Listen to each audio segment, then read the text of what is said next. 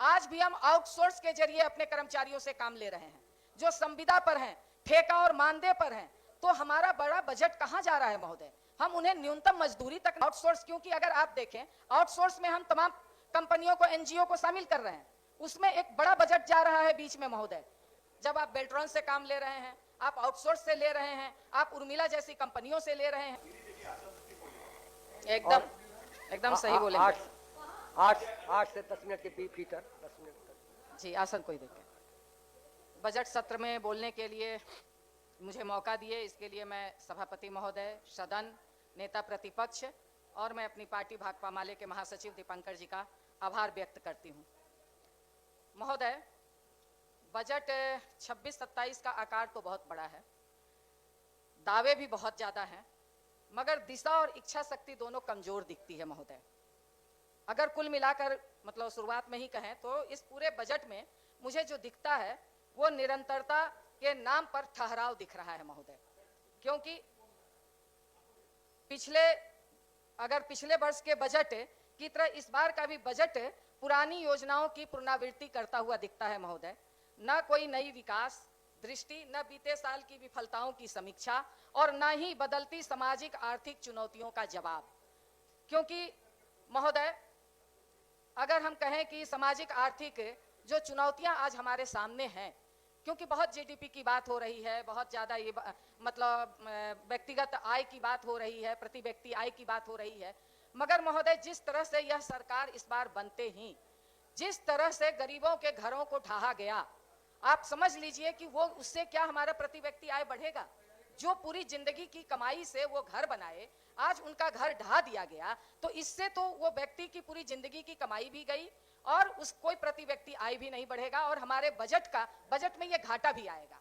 तो इसलिए मैं ये बात कहना चाहती हूं कि इस पर तो तत्काल रोक लगाई जाए और निश्चित तौर पर क्योंकि बहुत बड़ी बात हो रही है, मैं महिला सशक्तिकरण की पक्षधर हूं महोदय, लगातार महिला प्रश्नों पे लड़ती रही हूं। 10,000 रुपया ठीक है आपने महिलाओं को दिया, मगर आज वही महिलाएं चीख कर कह रही हैं कि क्या 10,000 हम लोगों को इसलिए दिया गया कि हमारा घर ढा दिया जाए? आज वो पूछ रही है, देख लीजिए सोशल मीडिया पे सैकड़ों ऐसे वीडियो चल रहे हैं। उन महिलाओं की चीख आपसे बर्दाश्त नहीं होगी, इसलिए ठीक है वो चीख नहीं बर्दाश्त होगी, रात में कैसे सो पाते हैं इस पर थोड़ा सा सोचिएगा महोदय, कि उन महिलाओं को निश्चित सशक्त हम देखना चाहते हैं, बिहार की महिलाओं को सशक्त देखना चाहते हैं, इसलिए वो मगर इस पर थोड़ा सा विचार इस बजट में करना चाहिए था। दूसरा, यदि अगर हम लोग बात करें तो शिक्षा के बजट पर अगर हम आते हैं तो फिर विभागवार पर और विस्तार से जाएंगे महोदय, मगर बातें बहुत ज्यादा हो रही हैं कि बहुत हम आगे बढ़ गए हैं, बहुत ज्यादा हम विकसित जगह में चले गए हैं, इतना इंफ्रास्ट्रक्चर बना दिए हैं, मगर यदि हम देखें तो नामांकन दर भी हमारा कम हो रहा है। अगर हम देखें तो 9वां से 10वां के बीच में ड्रॉप आउट बड़े पैमाने पे है। अगर आप ड्रॉप आउट की संख्या अगर हम लोग देखते हैं तो लड़का का 60.8% है और लड़की का 66.7% ड्रॉप आउट आज भी है। तो ये कैसी शिक्षा का विकास की बात कर रहे हैं हम कि आज हमारा ड्रॉप आउट इतने बड़े पैमाने पे है? अगर हम देख लें कि उच्च शिक्षा की बात हम कर रहे हैं कि हमने उच्च शिक्षा में इतनी महारत हासिल कर ली है, मगर आप अगर देखिए तो आपका आज भी सहायक प्रोफेसर के पद बड़े पैमाने पे खाली हैं, 4000 से ऊपर प्रोफेसर के पद खाली हैं। किसके बल पे आप उच्च शिक्षा चला रहे हैं महोदय? इस मामले में यदि अगर हम कहें तो छात्र शिक्षक का अनुपात 64% है, जो कि राष्ट्रीय औसत 29% है। तो इस स्थिति में कैसे ये बजट हमारा कहां चला जा रहा है महोदय? तो इस बात पर कि हम जो शिक्षा में इतना बजट दे रहे हैं वो बजट हमारा कहां जा रहा है, इस पर जरूर हम लोगों को सोचना चाहिए महोदय। दूसरी बात कि हम अपने बजट पे एक बड़ा हिस्सा स्थापना मद में खर्च करते हैं, जिसमें वेतन है, इंफ्रास्ट्रक्चर है, इन मदों में हम खर्च करते हैं। मगर यदि अगर उस दिशा में हम देखते हैं महोदय कि आज भी हम विकसित बिहार की बात कर रहे हैं, मगर हमारे पास जितने भी अगर बड़े पैमाने पे आज भी हम आउटसोर्स के जरिए अपने कर्मचारियों से काम ले रहे हैं, जो संविदा पर हैं, ठेका और मानदेय पर हैं, तो हमारा बड़ा बजट कहां जा रहा है महोदय? हम उन्हें न्यूनतम मजदूरी तक नहीं दे पा रहे हैं। तो हमारा स्थापना का बजट इस दिशा में बढ़ना चाहिए कि आउटसोर्स, क्योंकि अगर आप देखें आउटसोर्स में हम तमाम कंपनियों को, एनजीओ को शामिल कर रहे हैं, उसमें एक बड़ा बजट जा रहा है बीच में महोदय। और अगर दूसरी बात हम करें तो नियोजन भवन इतनी बड़ी बिल्डिंग हम बना करके रखे हुए हैं जिसपे कि सरकार का बड़ा हिस्सा खर्च हो रहा है, मगर उस नियोजन भवन का क्या काम है? जब आप बेल्ट्रॉन से काम ले रहे हैं, आप आउटसोर्स से ले रहे हैं, आप उर्मिला जैसी कंपनियों से ले रहे हैं, तो नियोजन भवन किस काम का है? बजट का बड़ा हिस्सा तो इसी सब में खत्म हो जा रहा है। अगर उस दिशा में हम देखें कि बजट का बड़ी बात हम कर रहे हैं, मगर माननीय मुख्यमंत्री जी भी आए हैं और बड़ी बात महिला सशक्तिकरण की करते हैं, मगर उस बजट में अगर हम कहें तो हमारी आशा कार्यकर्ता जो स्वास्थ्य की बजट को जमीन पे ले जाती हैं, स्वास्थ्य के हर काम को जमीन पे ले जाती हैं, आज 6 महीने से उसको पैसा नहीं मिल रहा है। आपका बजट कहां चला जाता है? 4,000 कमाने वाली, 5,000 कमाने वाली को 6 महीने से आप पैसा नहीं दे रहे हैं। आप कभी, और ये सिर्फ इस साल का नहीं, अगर आप 23 का देख लीजिए, 24 का देख लीजिए, हर साल 3 महीने 4 महीने इन महिलाओं को पैसा, आप 3 महीने 4 महीने हर साल अगर कहिए 4 महीने पैसा इनको नहीं मिलता है। तो ये बजट कहां चला जा रहा है? हेल्थ का बड़ी बड़ी बजटें हैं, कहां चली जा रही हैं? तो इस दिशा पे सोचना चाहिए महोदय। आप देख लीजिए, गलत आप कह सकते हैं, मगर ये तो आपकी सरकार की बात है, आप इसको उठा के देख लीजिए। 6 महीने से अभी पैसा नहीं मिला है, वो कैसे घर परिवार चला रही। हमको आपको नहीं मिलेगा तो हम लोग छटपटाने भी लगते हैं कि कैसे हमारा चलेगा, मगर वो 4,000 5,000 कमाने वाली को आप नहीं दे रहे हैं। ये माननीय घनश्याम ठाकुर जी ने उठाया था कि जो स्कूल में पढ़ाने वाली हमारी मिड डे मील वर्कर है, उसको 4 महीने से आप पैसा नहीं दे रहे हैं। आपका बजट कहां जा रहा है? बहुत बड़ा बजट हम पेश कर रहे हैं, अब तक का सबसे बड़ा बजट हमने पेश किया, मगर जो सबसे जमीन पर काम करने वाले लोग हैं उनको आप पैसा नहीं दे रहे हैं। न्यूनतम मजदूरी बढ़ी है, मगर वो न्यूनतम मजदूरी लागू हो रही है कि नहीं हो रही है हमारे यहाँ, इस पर भी हमारा बजट, मतलब हम देख रहे हैं कि वो लागू नहीं हो रही है। तो इस पर बजट को ज्यादा से ज्यादा अगर हम लोग ले आए तो ज्यादा अच्छा होगा महोदय। अगर आप देख लीजिए, बहुत बड़ी बात होती है, मगर हम अगर देखते हैं तो हमारे बिहार में हेल्थ WHO के मानक के मुताबिक हमारा हेल्थ है ही नहीं। यहाँ पे इंफ्रास्ट्रक्चर की अगर बात करते हैं, बहुत इंफ्रास्ट्रक्चर बन गया। मैं एक उदाहरण दूंगी, बाकी नहीं। देकुलिया हॉस्पिटल फेनहारा मोतिहारी में है, चुनाव से पहले उसका उद्घाटन हुआ, वो अभी तक वहां चालू नहीं हुआ।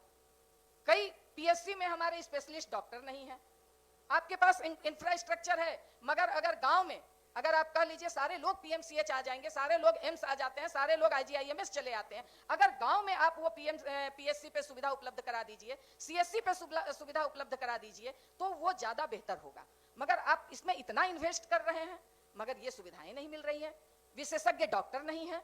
अगर दवा के नाम पे हमारे प्रधानमंत्री जी बड़ी बात कर रहे हैं कि हमने जेनरिक दवा हम दे रहे हैं, मगर मुझे बता दीजिए कि आपके कितने डॉक्टर जेनरिक दवा लिखते हैं? जेनरिक दवा लिखते ही नहीं है।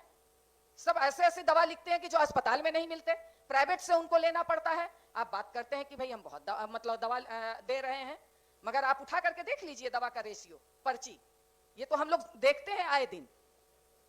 तीसरी बात, अगर यदि हम लोग देखें वेंटिलेटर का, तकनीशियनों का, जो पिछले बजट में बहुत बहस हुई कि अल्ट्रासाउंड, हमारे पटना सदर के गार्डिनर हॉस्पिटल में अल्ट्रासाउंड डॉक्टर नहीं है, मगर इन सारे, अगर आप कहिए ये सारी चीजें सरकारी अस्पताल के ठीक बगल में प्राइवेट क्लिनिक धड़ल्ले से चल रही है।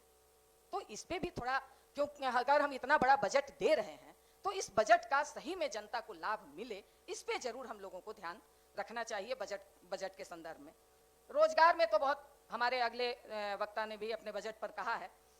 तो रोजगार में यदि अगर हम लोग देखते हैं तो निश्चित तौर पर रोजगार, एक बड़ा रोजगार अगर हमारे रील के माध्यम से हमारे नौजवानों को रोजगार मिलने की बात कर रहे हैं। नहीं महोदय, बस एक 10 मिनट हो गया। बस महोदय, तो निश्चित तौर पर रील के माध्यम से हम रोजगार पैदा कर रहे हैं।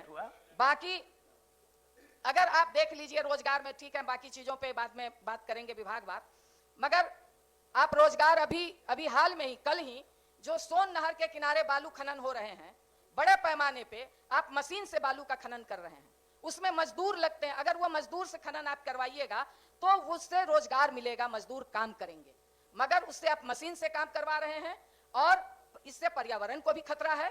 और अगर इस पर कोई आदमी बोलता है, कोई संगठन बोलता है, तो आप उसको जेल में बंद करवाते हैं। एक नौजवान को कल ही हथकड़ी लगा करके जेल में बंद कर दिया गया है। तो मुझे लगता है कि रोजगार के ख्याल से भी उसको आप दीजिए। और मैं यही बात कहूंगी महोदय, ठीक है, आप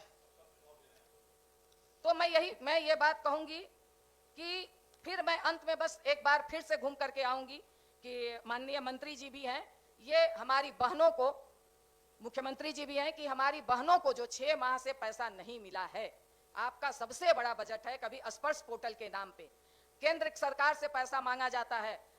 वो जो हमारे यहाँ राज्य स्वास्थ्य समिति, इतना बड़ा हाथी आप बना करके रखे हैं, वो राज्य स्वास्थ्य समिति के जो अधिकारी और पदाधिकारी हैं, वो क्या कर रहे हैं, इस पर थोड़ा सा विशेष गहन और ध्यान दीजिए। नहीं तो महोदय, मैं मुख्यमंत्री जी से एक बात कहना चाहूंगी कि मैं इस चलते सत्र में उन बहनों को पैसा आप दिलवा दीजिए 26-27 फरवरी तक। अन्यथा महोदय, मैं बस अगर हो सके, अगर ये मैं ज्यादा बोल रही हूं तो क्योंकि मैं उनका नेतृत्व करती हूं, मुझे चारों तरफ से फोन आ रहा है, और अगर नहीं हो पाया तो शायद श्री कृष्ण बाबू के मूर्ति के सामने मैं 28 या 1 मार्च से मैं अनशन पर बैठूं, क्योंकि उन महिलाओं का भूखा पेट और उनके रोते हुए बिलखते हुए बच्चों को मैं नहीं देख पा रही हूं महोदय। धन्यवाद, आपने मौका दिया।